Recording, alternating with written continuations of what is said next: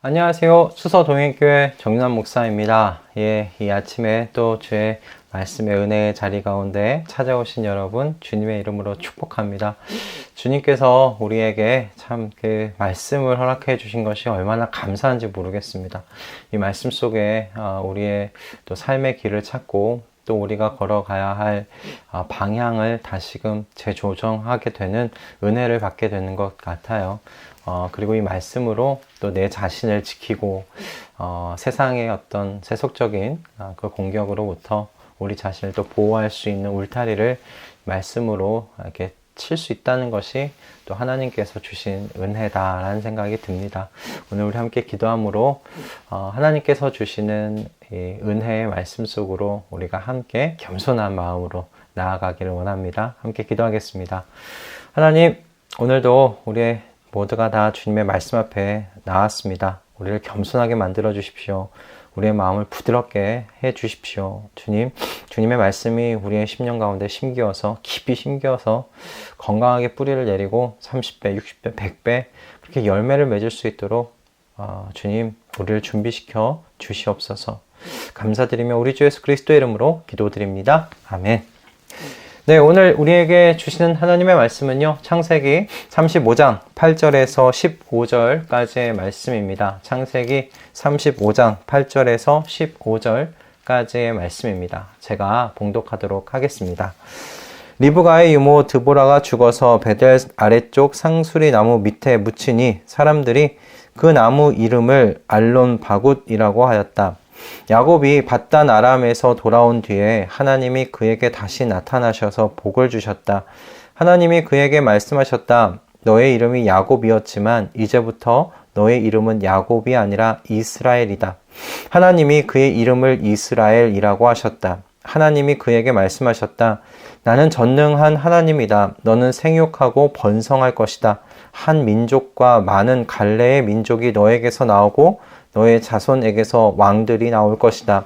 내가 아브라함과 이삭에게 준 땅을 너에게 주고 그 땅을 내가 너의 자손에게도 주겠다.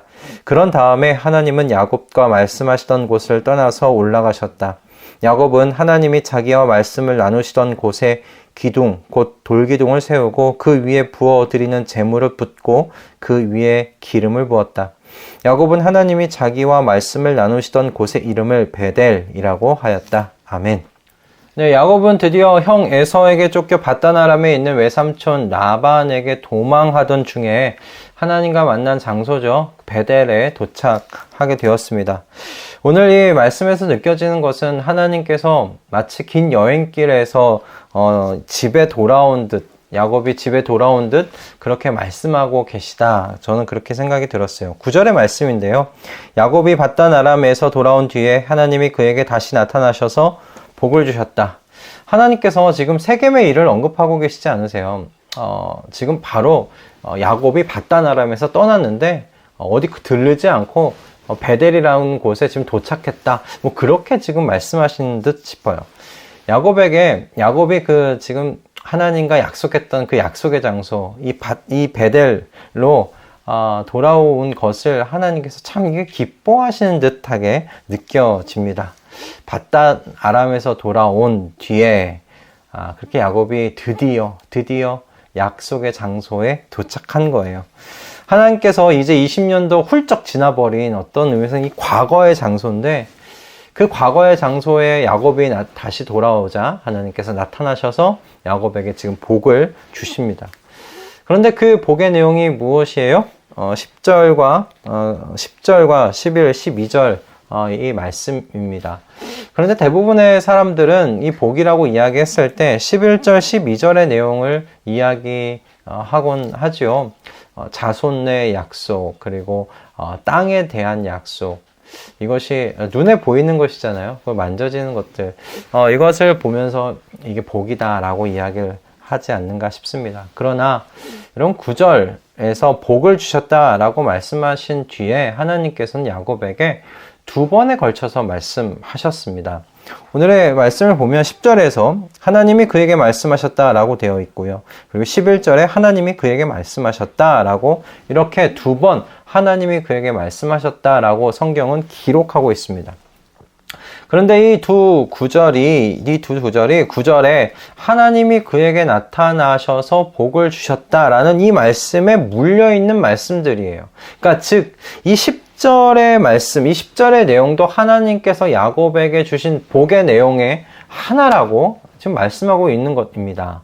그렇게 봤을 때 여러분 성경이 이야기하고 있는 성경이 쓰일 때 가장 이렇게 특징 중에 하나가 무엇이냐면 강조하고 싶은 것 그리고 중요한 것을 가장 앞쪽에 위치를 시킨다는 겁니다. 그렇게 보면 여러분 복에 대한 내용을 두 번에 걸쳐서 하나님이 그에게 말씀하셨다라고 하면서 두 번에 걸쳐서 이야기했잖아요.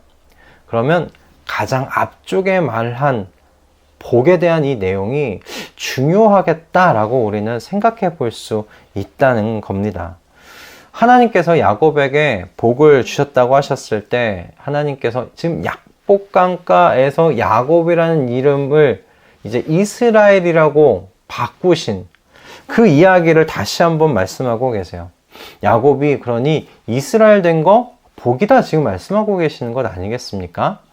그렇다면 하나님께서는 이를 통해서 지금 무엇이 복이라고 말씀하시는지 우리 한번 이 아침에 두 가지로만 우리 간단하게 생각해 보았으면 합니다. 첫 번째로는 여러분 하나님께서 야곱을 이스라엘로 만드신 이 이름을 바꾸신 것에 복이라고 말씀하신 의미는 나 자신의 힘과 지략으로 살았던 여러분 그 과거를 청산하고 하나님의 은혜만을 간구하는 삶, 이게 복이야 라고 지금 말씀하고 계시다는 겁니다. 야곱이 이스라엘 되었다는 것은 야곱이 더 이상은 자신의 삶을 유지하고 이끌어가는 근원을 나 자신의 힘에서 찾지 않는 인생 되었다라는 의미입니다. 이스라엘은 이제 하나님께서 주시는 은혜만을 간구하면서 살아가는 그런 인생이 되었어요. 절름발이가 되었잖아요. 그러니까 야곱을 이스라엘 만들어 주신 야곱이 아니라 너의 이름은 이제 이스라엘이야 라고 다시 한번 언급할 때 그 야곱은 절뚝거리는 자신의 발을 보지 않았을까요? 더 이상은 내가 힘을 쓸 수 없는 이 몸이 되었다는 것, 하나님의 은혜만을 간구하면서 살아갈 수밖에 없는 그 인생이 되었음에 하나님께서 너 그 인생이 복인 거야 라고 지금 말씀하고 계시는 겁니다. 마치 광야에서 아침과 저녁마다 주시는 하나님의 만나와 메추라기만을 기다리던 그 광야 속 이스라엘 백성들처럼 말이죠. 하나님께서는 하나님의 은혜를 바라면서 사는 삶이 바로 복됨이라고 복이라고 우리에게 이 10절의 말씀을 통해서 가르치고 계십니다. 야곱이 여러분 자신의 힘으로 살았던 그 인생이 정말 복된 인생과 같은 모습이었습니까? 결국 그의 인생이 어떤 거예요? 계속되는 거짓과 속임수의 연속이었잖아요. 그로 말미암아서 쫓기는 인생, 화평과는 거리가 먼 인생이지 않았습니까? 늘 남의 것을 빼앗는 인생이었어요. 늘 경쟁하는 인생이었어요. 그 인생 속에 어찌 그 인생을 우리가 복된 인생이라고 말할 수 있었겠습니까? 그러나 하나님의 은혜 속에서 살기 시작할 때 어떤 일이 벌어졌습니까? 20년간 그를 짓누르던 형 에서와의 관계가 화목하게 되었어요. 모든 예전의 그 미움과 그 모든 걱정과 그 모든 번민이 눈 녹듯 사라지게 되었습니다. 그뿐만 아니라 이 세겜에서의 그 일, 여러분 아시지 않습니까? 그 아들들로 말미암아 이 가족 모두가 목숨을 위협당하는 상황 가운데 놓였습니다. 그런데 하나님께서 사방에 있는 모든 성읍 사람을 두려워 떨게 하심으로 이 야곱과 그의 모든 가족들이 하나님과 약속했던, 하나님을 만났던 그 베델로 무사히 갈 수 있도록 하나님이 돌보셨어요. 안전하게 베델에 당도하게 되었습니다. 여러분, 이것이 하나님의 은혜를 간구하는 삶이 누리는 복됨입니다. 여러분, 게다가 여러분 이 말씀 한번 살펴보십시오. 하나님께서 베델에서 야곱이 하나님께 드렸던 그 기도의 내용을, 요구의 내용을 하나님께서 모든 것을 다 응답하여 주셨어요. 외삼촌 라반에게 가는 길을 지켜주셨죠. 먹을 것과 입을 것이 떨어지지 않게 해달라고 했는데 그것도 지켜주셨습니다. 안전하게 아버지 이삭이 있는 이 고향으로 돌아오게 해달라고 기도했는데 하나님은 그것도 지켜주셨어요. 게다가 그가 요구하지 않았던 부와 자손까지 하나님은 더 주셨어요. 은혜이지 않습니까? 여러분, 그런 하나님의 은혜를 간구하면서 사는 삶, 그게 복됨이지요. 여러분, 오늘을 사는 우리에게는 이와 같은 하나님의 사랑과 인애와 자비를 의심할 수 없도록 우리 주 예수 그리스도의 그 십자가 그 위에 우리에게 주시는 우리의 모든 지식과 우리의 모든 생각을 뛰어넘으시는 그 하나님의 사랑을 그 십자가 위에 예수 그리스도를 통해 증명하여 주시지 않았습니까? 그러니 여러분, 이 하나님의 은혜만을 바라며 간구하는 그 삶이야말로 여러분 참으로 복받은 인생이라고 믿습니다.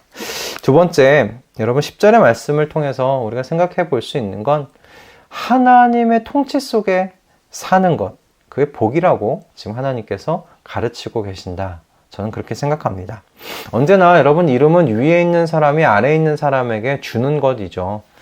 내리는 것입니다. 그런 의미에서 야곱에게 이스라엘이라는 이름을 주신 것은 이제 이스라엘은 하나님의 통치를 받는 인생이라고 지금 하고 계시는 겁니다.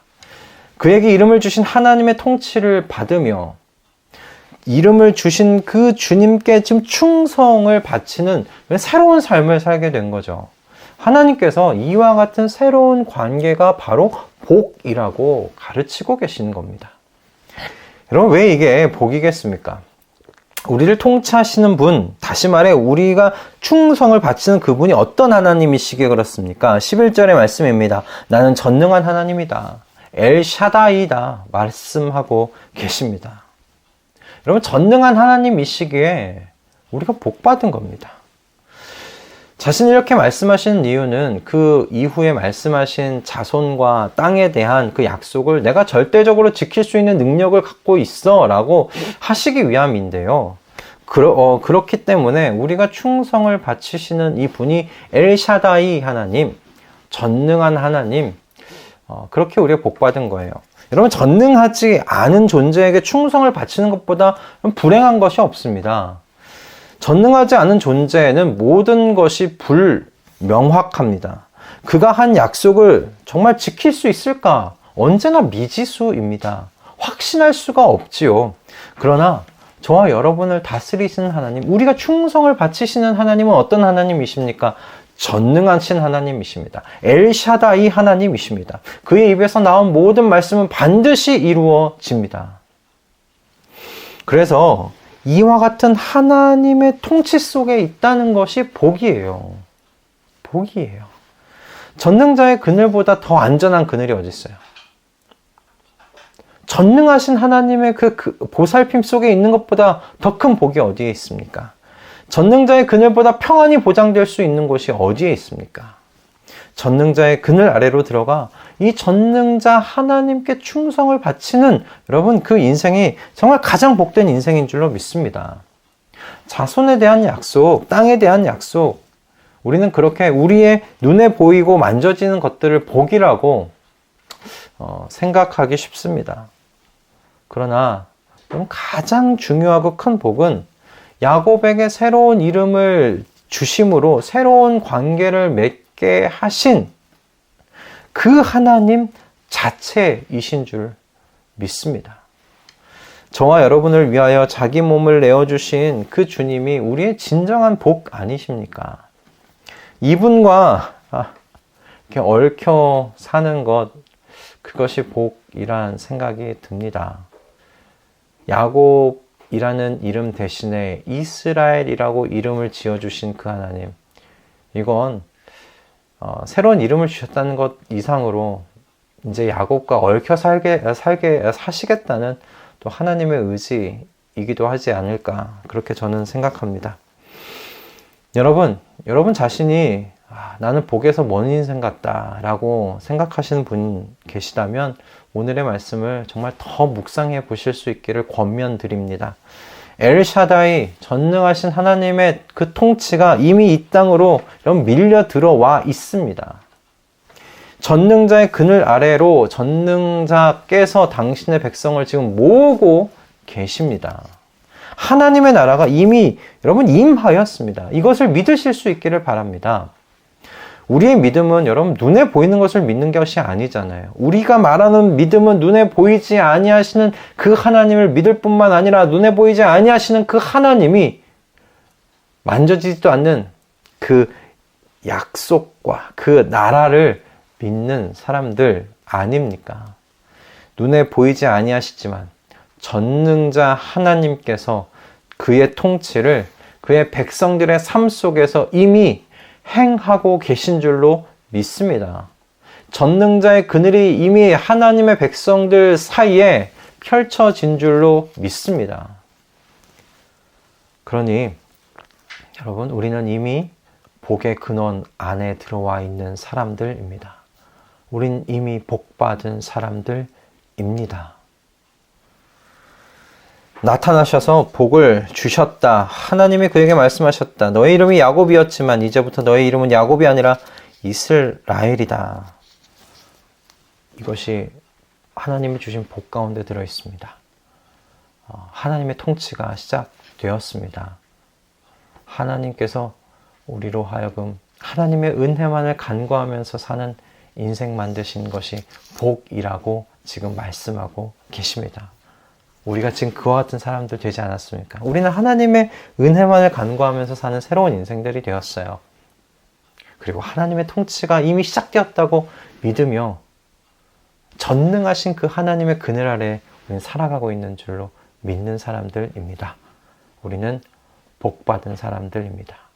여러분, 이 복을 매일매일 누리시면서 살아가시는 우리 말씀동행 모든 식구들 다 되실 수 있기를 주님의 이름으로 축복드립니다. 기도하겠습니다. 하나님, 오늘 이 말씀으로 우리를 위로해 주셔서 감사합니다. 우리를 격려해 주셔서 감사합니다. 우리는 이미 복받은 사람들입니다. 전능하신 하나님, 그 그늘 아래 있는 하나님의 백성이요, 하나님의 그 은혜만을 간구하면서 사는 새로운 인생을 선물 받은 사람들입니다. 주님, 우리 인생이 광야 같지만 그 광야 속에서 우리는 구름기둥과 불기둥 되시는 하나님을 목도합니다. 우리 인생이 그와 같은 복받은 인생 되게 하여 주시옵소서. 그것을 우리가 우리 입술로 기쁘게 고백할 수 있는 인생 되게 하여 주시옵소서. 오늘 하루가, 오늘 이 한 주가 우리의 인생이 그와 같은 복받음을, 그 복됨을 증거하고 증명하는 인생 되게 하여 주시옵소서. 감사드리며 우리 주 예수 그리스도의 이름으로 기도드립니다. 아멘. 할렐루야. 오늘 우리에게 주님께서 귀한 은혜의 말씀을 허락하여 주셨습니다. 여러분, 우리 복받은 인생인 줄 믿습니다. 이미 우리에게 주신 그 복은 현재 진행형입니다. 우리는 그 복의 근원 가운데 들어와 있습니다. 여러분, 이것을 선포하시고 이것을 믿음으로 오늘 하루도 복됨 속에서 살아가시는 우리 말씀동행 모든 식구들 다 되실 수 있기를 바랍니다. 하나님께서 우리에게 복 주셨습니다. 할렐루야. 우리는 내일 아침에 그 다음에 또 이어지는 하나님의 말씀의 은혜 속에서 함께 만나도록 하겠습니다. 여러분, 오늘 하루 승리하시고요. 우리 내일 아침에 뵙도록 하겠습니다.